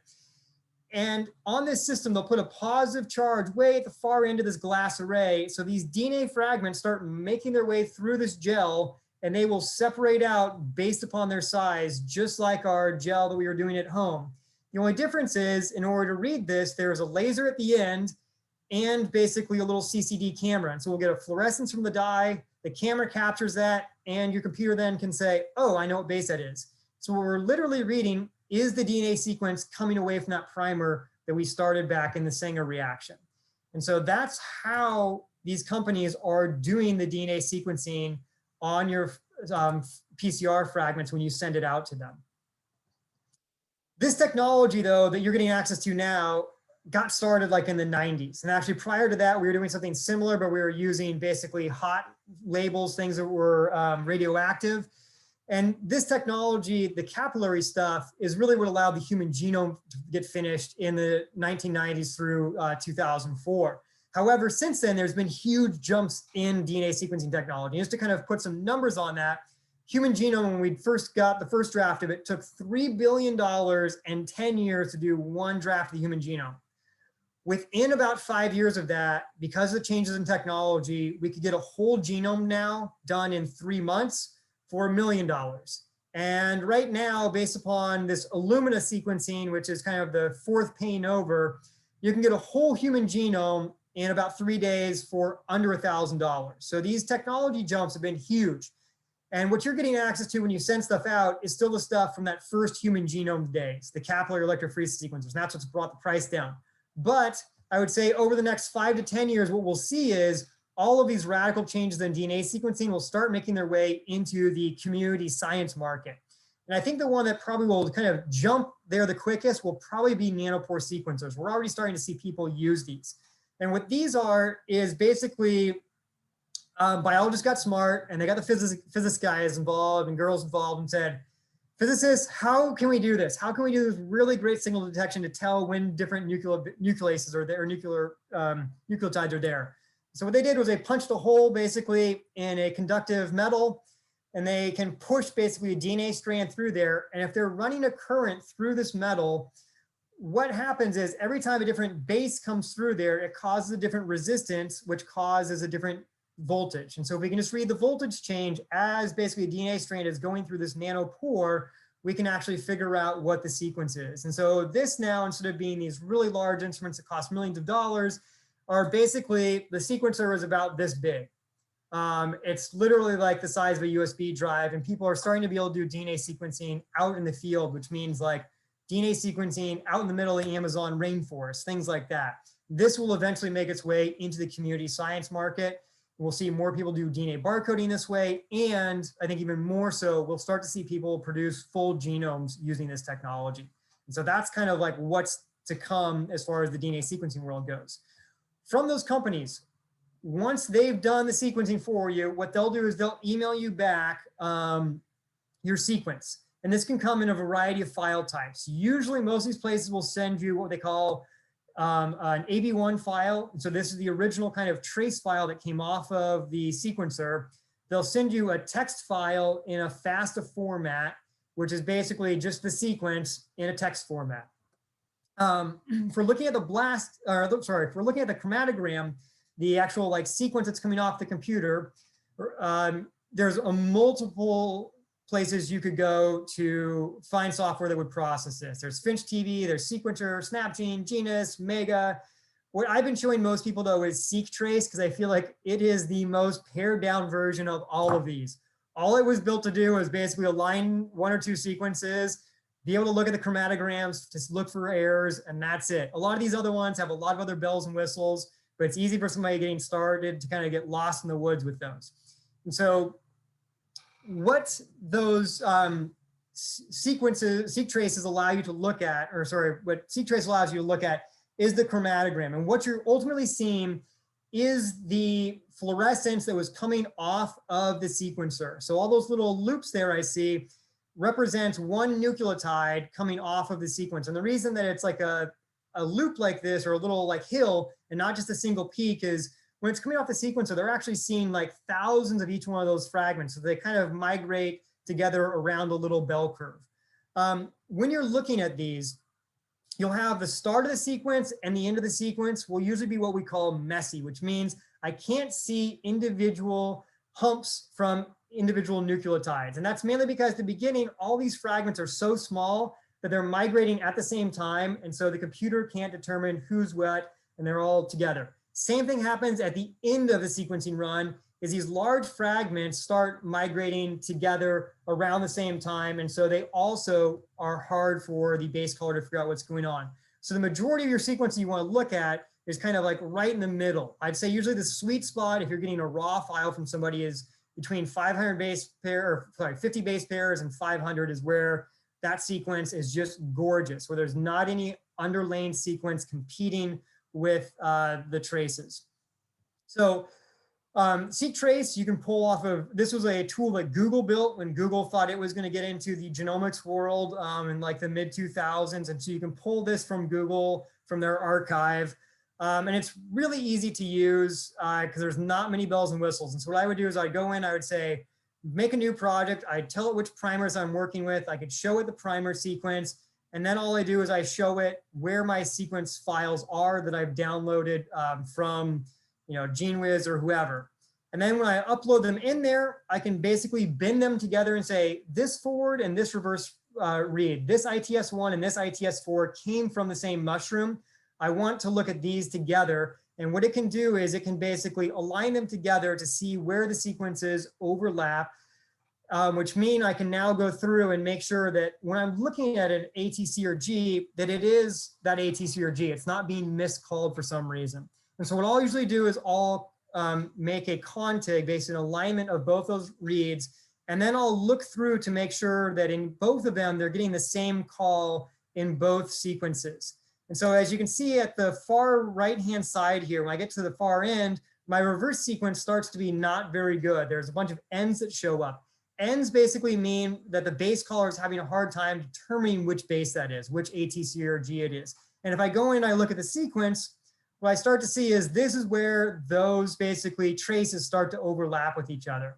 And so typically what I would do if I'm trying to produce a really, really good sequence, one I can rely upon is once things start to get messy down here, I kind of call it right there and say, you know what, I'm just going to look at the sequence where both of them align and look really nice and sharp.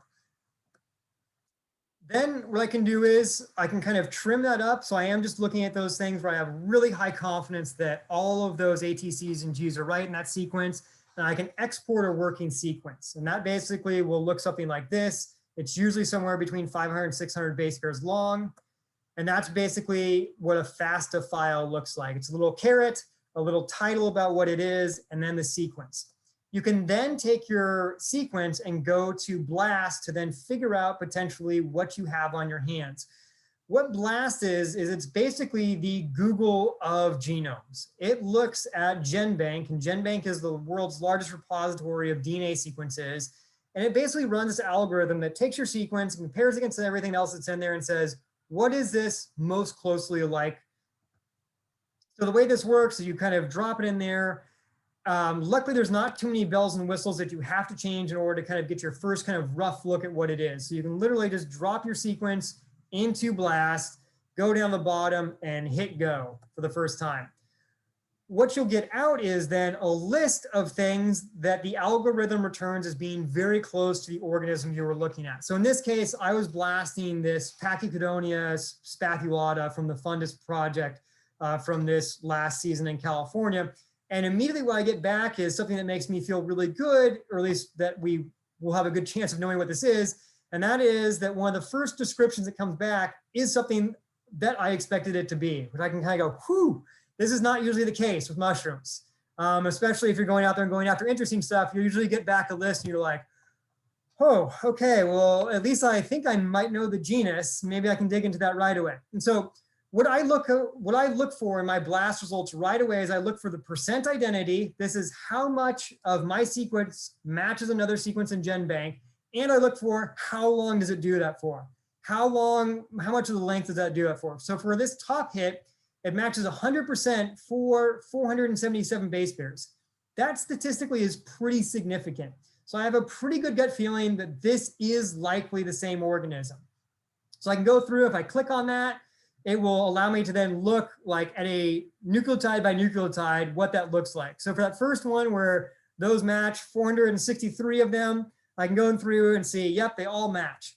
If I then click on the ascension number, which is also there in that sequence ID, that then will show me where this is coming from. And when I click on this, it'll give me basically the author who submitted this to GenBank originally. And if the author is like somebody that's actually thinking about somebody might be trying to do something with biogeography, they might put their country or their location in there. So this one luckily was sequenced by Alan Rockefeller. And it was actually a sample from Danny Newman from, I think he was still living in New York at the time, but had been out here harvesting stuff and gave this to Alan to then do sequencing on. So I can see that Alan sequenced it and it came from Nevada County, California. And my sample came from Sonoma County, California. So I can say, you know what?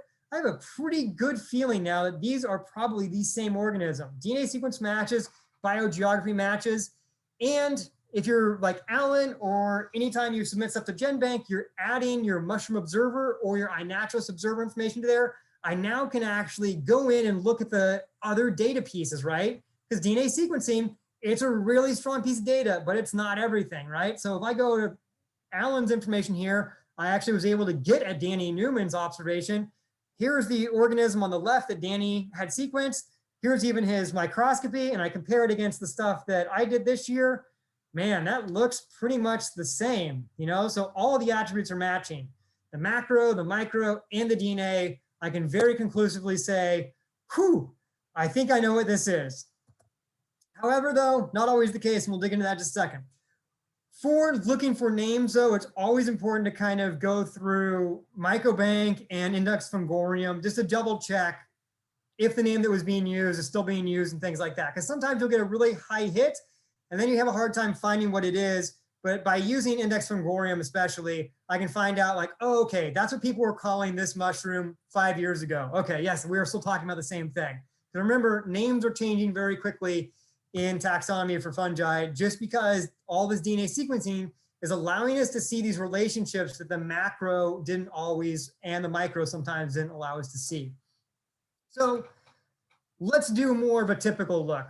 I dump something into BLAST, I hit go, and it doesn't come back with a really fantastic hit where micro and macro all match up, and the DNA sequencing isn't even that close. So this one is, I'm still looking at Pachydonia, but I'm just going down the list to kind of look a little further. So this is typically what I see if I'm getting something novel.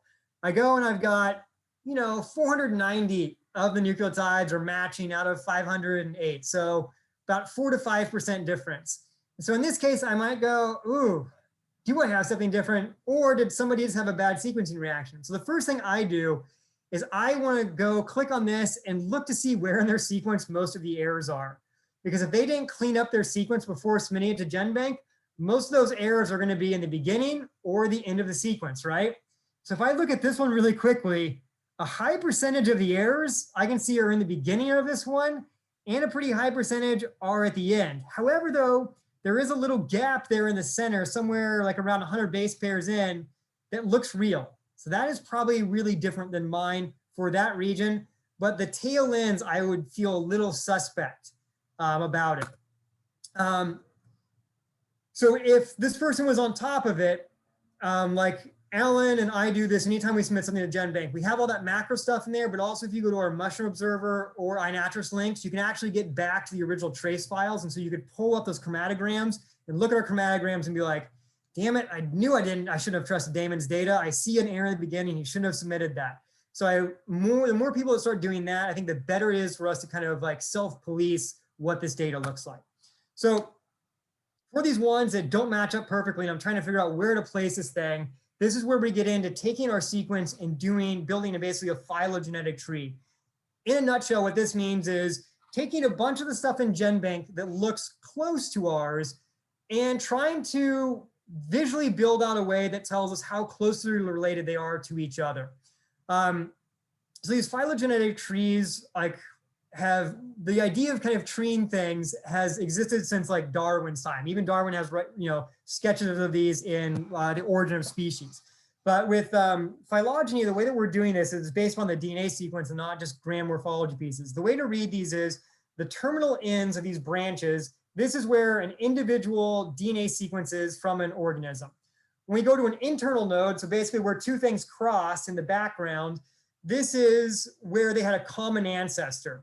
And then the root is basically the oldest point of information we have, the oldest ancestor for all of these things we're looking at.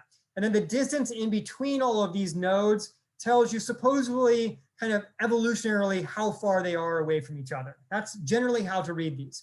There's a lot of tools to do this with. There's Mega, NCBI, Genome has a way to do this, Genius has a way to do it, but the stepping stone way to get in there, I think, is with phylogeny.fr. And so what I do in order to build out my phylogenetic trees to figure out where something I don't know belongs is I will go through and I will download the FASTA files from, like, say, the top 10 hits that I see in BLAST for mine. And I will build them into a FASTA file. And that basically means making a little caret with a title that tells me what it is. So for me, I usually use the ascension number from NCBI, and I like to put the biogeography of it. So that way, when I'm looking at my tree, I can quickly figure out where these things actually came from. I'll build it a little faster file like this out of all these kind of top hits from GenBank. I will then go to phylogeny.fr, dump that FASTA file in there, hit submit, and it runs through a number of algorithms to then figure out how are these sequences related to each other from an evolutionary point of view. So when I did this with this Pachycudonia from this past year, what I get really quickly is, here are these other sequences. They all happen to be from California, and they seem to be these exact same branch, which means that more or less, we can say these are probably the same organism. And then if we go a little bit further back, right, there is some sort of ancestral maybe fungi that then related out to this one from China, this Pachycudonia sequence from China. And if I go a little further back, I can find that this is related to these other Cudonias. So actually one that I sequenced from Big Lagoon in Humboldt, California comes up relatively close. We can kind of work our way back to see how these are all kind of related. What this is really helpful for doing, especially on something that you're kind of scratching your head about, what is the genus, is if you place things that might be a little further down on that list in GenBank, you can quickly see that things will start to kind of fall into naming groups, which will then give you an idea of what would be the appropriate name for this. And so with this point of view, it usually gets kind of gray. And it's a lot of me going back and forth between my phylogenetic tree and index flororium to see what is the right name that's being used right now before I decide to submit this to GenBank. And I'm very usually cautious before I submit things to GenBank, because I don't want to mislead people by saying, this is this species and it's now into GenBank. A lot of times I will leave stuff at a genus level unless I'm really, really confident of what it's being called right now. So in this case, this one, I would actually submit at a species level. But if I didn't say how these sequences from California, I probably would just be saying Cudonia, and then putting that into GenBank. For GenBank, they've got a submission wizard that you can basically go through. So once you have your FASTA file that you've built, you can basically go through their little wizard. It'll direct you on what you should be doing. The biggest thing is, or actually the two biggest things is, there's a place where you can put in source modifiers. And this is like, where did this come from? You know, where's the biogeography of it? What primers did you use? Fill this out as much as you can, because for anybody else in the community science world or any academic that's working with sequences out of GenBank, this is gold to have this information up front, to know where this organism came from. The other thing is try to figure out how to get your iNaturalist or MO number in there some way that somebody can easily then get back to the other data, the photographs and things like that. So with the way GenBank's currently set up, if I put this in as my specimen voucher, it will show up usually in the title then when somebody's doing a GenBank blast. That then makes it easier for people to pull that stuff from. Then my last thing that I'll do is I'll then take my DNA sequence, I will go back to iNaturalist and I'll put this in an observation field. So that way, if anybody happens upon my iNaturalist observation, not because they were going through GenBank, but because they were an iNaturalist looking at this specific group, they will know there's a sequence available. And I'll also fill out the GenBank number for it so people can also find where it is in GenBank very easily. You want this data, right, to be able to move in multiple directions, because people find, it's amazing how people find different mushroom data. It's kind of frustrating, but it's also just how humans work. So some people come through GenBank, some will come through iNaturalist, some will come through Mushroom Observer, some will come through, I've had people come through Instagram for stuff, and then I can send them to these different kind of edges of data to then get deeper into what's there. So the future of all of this, though, is that there'll be more of us out there doing DNA sequencing through our little community labs, which means we will all start to have more resolution on the species around us. In Western North America specifically, I feel like, I don't know, maybe like 10 to 20% of everything we sequence, or at least that I've been sequencing for the high schools, we find is novel, which is kind of like mind-blowing, right? And then what we find really quickly is we've got a lot of species that inherited European names, because on the macro level, they kind of looked like it. But as soon as you get into the DNA work, it becomes very clear very quickly that it's not the same organism, and this is what's causing a lot of the shifting to go on in the taxonomy. But even more so, as we're just looking at more and more branches of fungal taxonomy, we're becoming aware of relationships that don't necessarily hold up when you get to that macro level. And I think the easiest point for anybody that's worked with mushrooms for a while to think about is things like gilled boletes, right? If you were a novice and you came upon this thing with gills, you'd think, okay, I've got to go over to Agaricles or someplace like that. This doesn't belong with the boletes, but as soon as you do DNA sequencing, or even with that one, you do a little bit of microscopy, it's really quickly, you're like, oh, this actually belongs closer to the boletes. So the macro can a lot of times lead you astray. So the future of this is more people are contributing to sequences into GenBank through doing home labs, community sequencing, is we will have a better idea of what's going on in our areas. And more of these people then will graduate to doing even more and more sequencing, potentially on these nanopore sequencers and doing larger portions of the genome. Maybe it's more loci, maybe it's full genomes. And this will then, we'll kind of go through this taxonomic rearrangement again when we start doing full genome sequencing. But I think that's probably another decade or more out, but you never know. A lot of the technology moves really, really quickly. There's a lot of great resources if you want to kind of do deeper dives into this. Secret's got a great YouTube channel set up with very well shot videos of the process. So well done. There's a Facebook fungal sequencing group. Alan Rockefeller has a nice little wiki set up where you can dig out some of the more technical stuff. There's also the interpreting your sequencing results isn't always easy. So there's an entire support group for that on Facebook as well, the Facebook fungal sequencing results group. And there's a whole bunch of us out there in the community that will help walk you through for your first samples and things like that. Because the more of us out there are doing this, the better of a view we're going to have of really what's going on in fungal taxonomy. And with that being said, thank you guys. I know that was a lot of content. And so thank you guys that made it all the way through that. If you ever need to get a hold of me, there's my email address down there, damontighe@gmail.com. You can find me on Instagram or iNatural. It's just at Damon Tighe. And if you've got any more questions, I can definitely handle them. So. Oh my God, Damon, that was epic. A lot of content. Thank you so much. Have a sip of water. Content. Yes. So while Damon's getting a little breather, a well-deserved breather, I just want to tell the club that we are planning a workshop for DNA sequencing later in the summer, because I want more people to sort of get their try it for themselves. And my ultimate plan is to have lendable or borrowable equipment. So if people want to try this at home, they can just borrow a kit, try it, give it a shake and see if they like it. And, and it doesn't cost anybody anything. So that's my vision for the club. So now let's get to some of those questions. Garrett, you're the first one for question. Do you want to read it?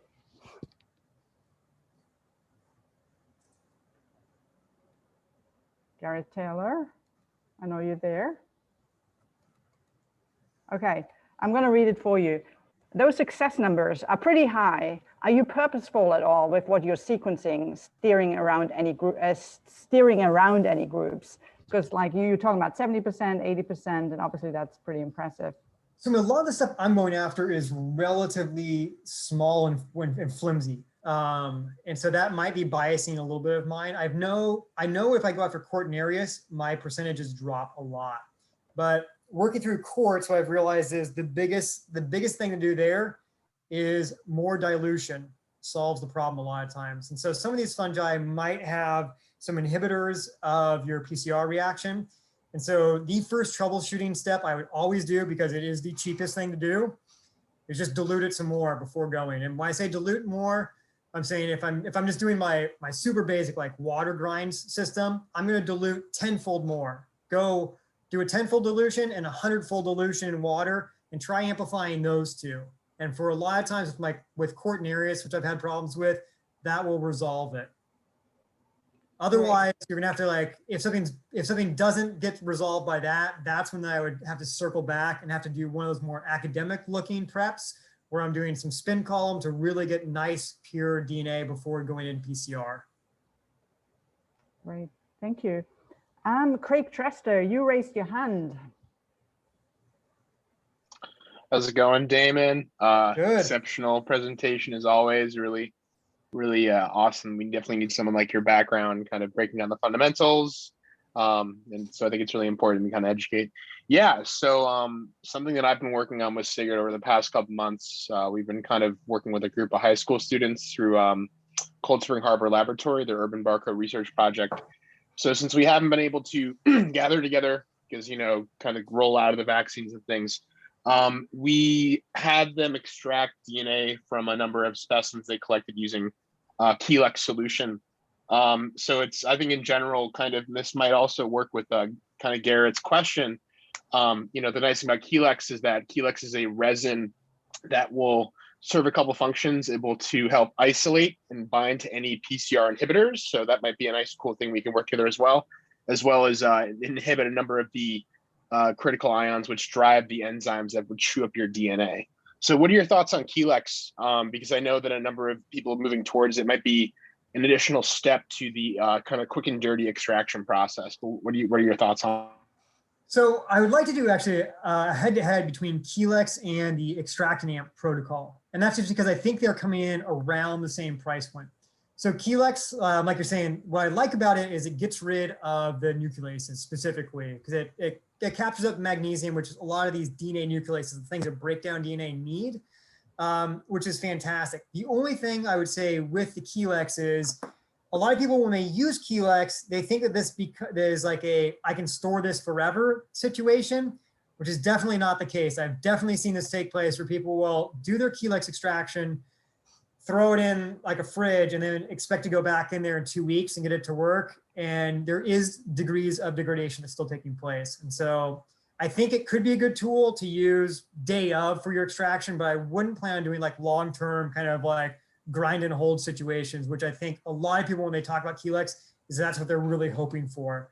I think it's much better just to, if you've got something you really want to hold on to it for a while, dehydrate it or do an ethanol storage of a really small break off of it in the field and save it that way. I think that's going to give you a much higher success rate.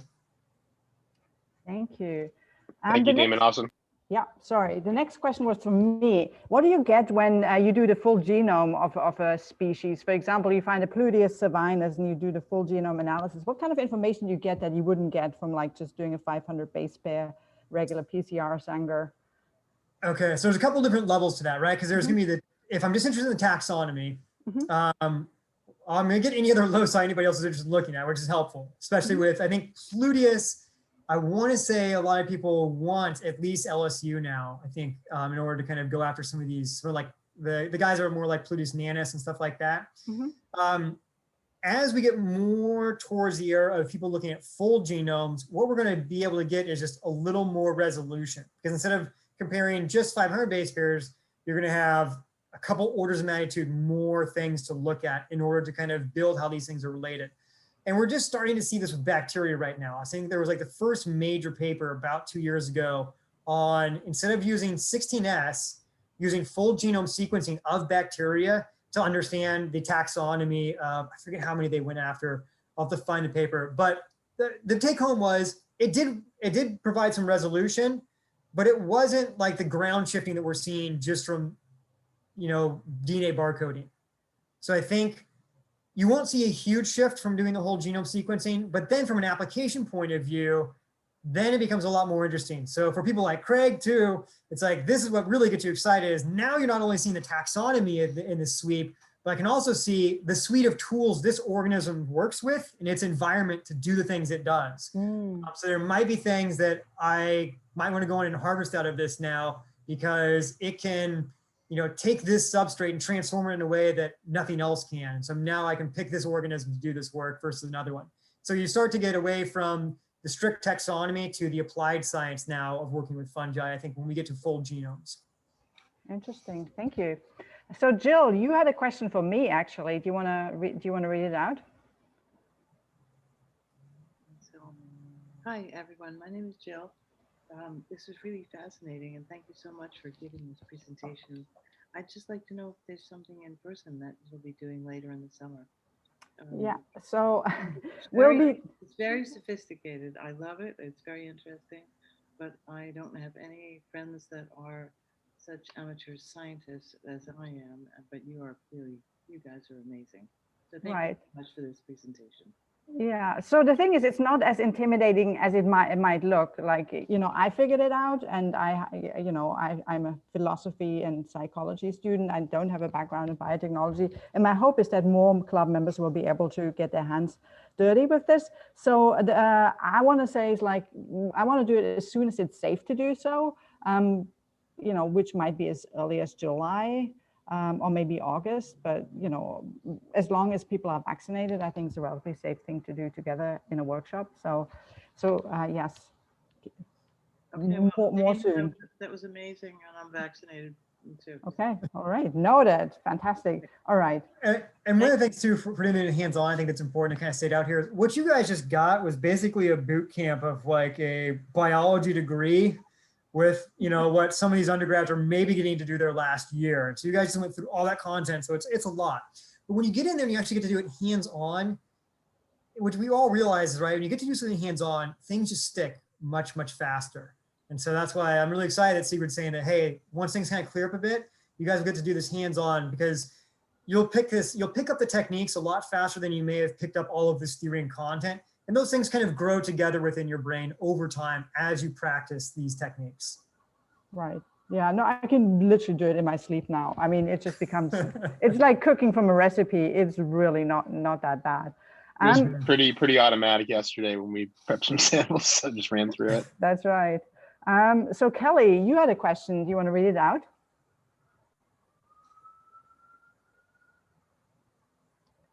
Kelly? All right, I'm going to read it for you. Okay. Oh, sorry. It said, please read. Never mind. How do you sterilize, clean your tools for reusable items? First question. Second question, how do you store and for how long when getting samples ready to send out? Okay, good question. So the tools I'm using that might touch different specimens, I will usually do a 10% bleach solution on them and then do an alcohol wipe down before going to use them. I also have a pressure cooker, and so some of the tools I had been doing in there for a while, but just from easy use for my own home lab, and from like my planning, like I don't have to start up the pressure cooker every time. Bleach is going to do the majority of what you need, because it's going to go through and just oxidate all of that DNA that's there. It's going to get rid of the stuff that you're really worried about. So a nice quick bleach soak, and then a wash down in 70% isopropyl alcohol will usually clean up any of the tools that you're using in between. However, the one thing to think about in the majority of this, the stuff I'm really concerned about are the tools that are touching the stuff that's going to take place with the amplification. So that's the inside the PCR tube, which I'm not reusing those. Those are sterile things I'm buying, right? The inside of those are sterile. My pipette tips are sterile. I'm not reusing those. And those are the majority of things that are touching stuff. The only things that I'm really having to clean is if I'm using forceps over and over to pull off pieces of DNA. That's what's getting the majority of my bleach work is forceps. If I have some really recalcitrant like samples, if I'm working with like on foamatops or something, then maybe I've got some razor blades that I might be using, cleaning, or just saying, you know what, I used it once, and now I'm just going to use that razor blade for just doing microscopy stuff, go get a new one for my next sample. So that's usually the way that I handle that. As far as storing things in order to send them out, if I'm going to send them out within the week, they just go right into my 4-degree fridge with leftovers from last night. But if I'm going to wait a while and kind of stockpile, say to get up to a critical number to send them out, then I'm going to store them in my little -20 freezer.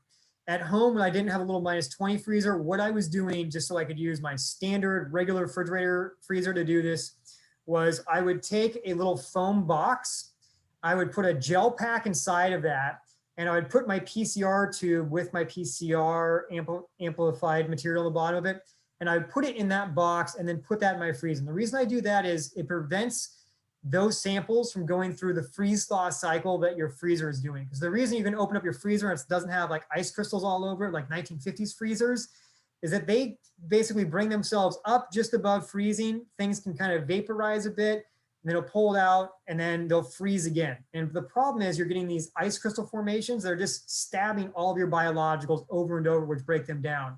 So if you put them inside that foam box with a frozen, basically ice pack in there, it'll keep them from having to go through that freeze thaw cycle.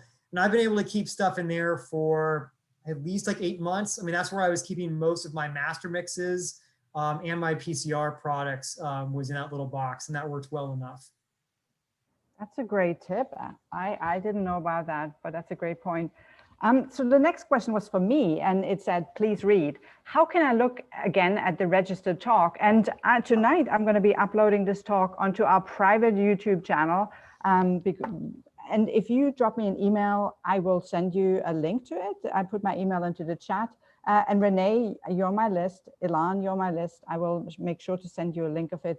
And that's actually true of all our lectures, as long as they're recorded. If you just drop me a line, send me an email, I will send you a link. We're trying not to spread our email talks too widely, because a lot of our lecturers would like to present it to other clubs, so they don't want it all over the internet. But if you ask me, I'm more than happy to share links.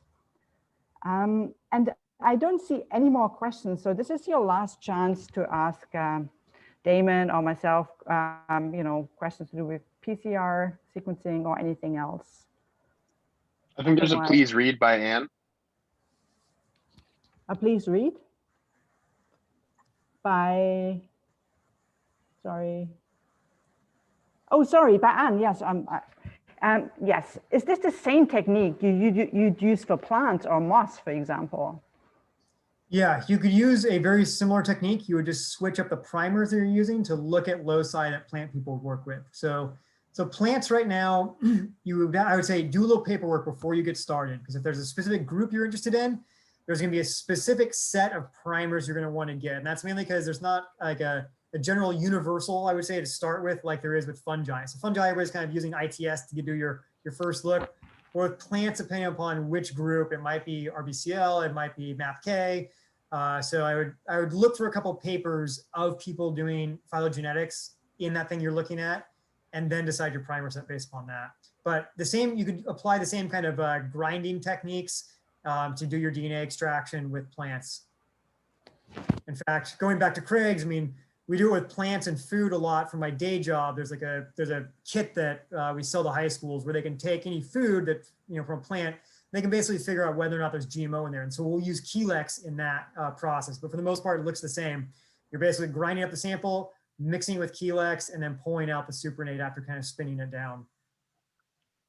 All right. I had a quick question about the different primers. Like when you get different primers, you get different regions, obviously. So what is your likelihood of getting any kind of matches in GenBank with different like LSU only? Or I seem like I got a couple of those done for the MycoBlitz, Continental MycoBlitz, and I was having trouble like seeing what the heck is this? And this becomes the weird kind of conundrum of DNA barcoding, which is the database is only as good as the thing people have been doing a lot, right? But that thing that people have been doing a lot may not always be the thing that gives the best resolution on that genera.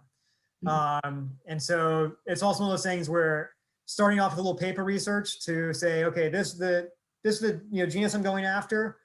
What are people using the most in order to kind of resolve this? Is it ITS? Is it LSU? Is it something else? Helps a lot in the beginning. But at the same time, if you're doing the really kind of good, wholehearted community science thing here is when you submit that LSU and there isn't a whole bunch of data there yet for them, you're actually really helping build it out, right? So that other people, when they come along, they can all of a sudden, pop in their LSU and be like, oh, Garrett saw this and this. Okay, I know I can scaffold now based upon that. And so I think when a lot of people hear about DNA barcoding, they want to think about it as like the supermarket, right? Where all the barcodes are already defined. But really, we're all out there building that database together. Good question, Garrett. Thanks, Garrett. So Craig, I know you had one last question. Yeah, definitely, Damon. And it might be just more of a little teaser. So one thing that's kind of exciting is so as much as barcoding, we're using some of the updated versions of Sanger, which the prices come down, as we're kind of on the bleeding edge with the third generation of next generation sequencing. So there are some ways to kind of do meta barcoding using next generation sequencing. How in theory you could extract environmental DNA from a sample, and then if you look at multiple primers and multiplex them, you could do a metabarcoding setup, something with the program we looked at. And one example is GeneWiz is now offering a service where it's $50 per sample, where you can get a lot of reads, like 15,000 reads. Would you want to briefly tease that a little bit? It could be a whole different lecture unto itself. So yeah, there's a whole bunch of rabbit holes down with that. Okay, big one. All of a sudden, those of us that are interested in fungi as the entire kingdom, right? It's gonna be a lot easier for us to start contributing by looking at the rest of that taxonomy. Because for the most part, when I come to groups and I talk to them about this, everyone's talking about sequencing their mushroom, right? Which is just a very small branch of fungal taxonomy. But the metagenomic stuff is going to allow us to really kind of deeply dive into the rest of those, especially the soil stuff and things like that that are out there that we're not as easily able to see without using basically a genomic lens to kind of see them first. The other side of it though is potentially, and this is where I need to sit down and like figure out how like groups could do this easier, is it would be really cool to figure out a pooling scheme under which like a group like yourself could go through their entire herbarium and basically pool a bunch of samples together and be able to submit them to a next generation sequencing platform and then pull out into all those individual barcodes later, because it basically gives you a much cheaper price per individual barcode sequence. And the third portion of all of this is this really starts to get us looking broadly at things that have gone well understudied for a long period of time, just because it would take a microscope and more to see them, right? We're already realizing just for our first wave of kind of DNA barcoding of macro stuff that, oh, there's a lot of stuff we didn't really understand the taxonomy because we were misled by the morphology. Well, now there's going to be a lot of taxonomy we didn't understand because we just couldn't see the organism, and that we're finally going to start to see it with this next generation sequencing pipelines that are starting to become more readily available. Craig, question for you. I haven't looked at GeneWiz's one recently. Are you just sending them a complete DNA extract, and that's what they're starting with for the Illumina run? Yeah, so the service is called our Amplicon EZ. So the idea is you would use like a kit like QIAGEN's Power Soil, which is a bit more technical, it's a bit more steps. But the idea is you could just send them what you have without having to do any adapters for the Illumina platform. So, which is nice because you pay a little extra, that extra step, that addition is a bit more technical detail step. So I think there's a bit of ways you could like work through a kind of preparation pipeline, but also kind of run through it. So that's something I'm interested in. I'm going to be using some of their funds from the project to kind of get a kit and play around with it over summer. Thankfully, we have someone in New York who's done it before on kind of community science educational framework. So some good workshopping in order. Yeah, and the other cool thing about that is being able to see temporal changes too, right? Because I mean, most of like community barcoding right now is focused around taxonomy, but what would be really cool though is understand how these organisms are changing in temporal waves, like in environments. And that'll be much easier to access using kind of this next generation sequencing platform. And at some point, I assume that the price even on doing basically transcript counts and things like that will get low enough that that becomes community science accessible, where you can start talking about which one of these organisms is actually actively doing things at a temporal point in time. And then that rabbit hole opens up really deep. All right. Thank you so much, Damon. That was fantastic. Really, really enjoyed this. And I know a lot of other people send in their compliments. This was epic. Really appreciate it. And thank you all for, you know, doing this together with us this evening. So thanks again, everybody, and have a good evening. All right. Thank you all. Okay, bye. Bye. Bye.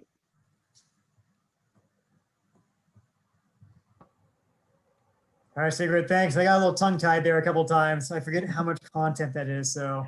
No, this was so great. I mean, and a bunch of people send me emails that they want to rewatch it. So this is definitely one of those things that once you have it, I mean, you can just send it out to people, and it's like anything and everything they're ever going to need to know about DNA barcoding. So this is perfect.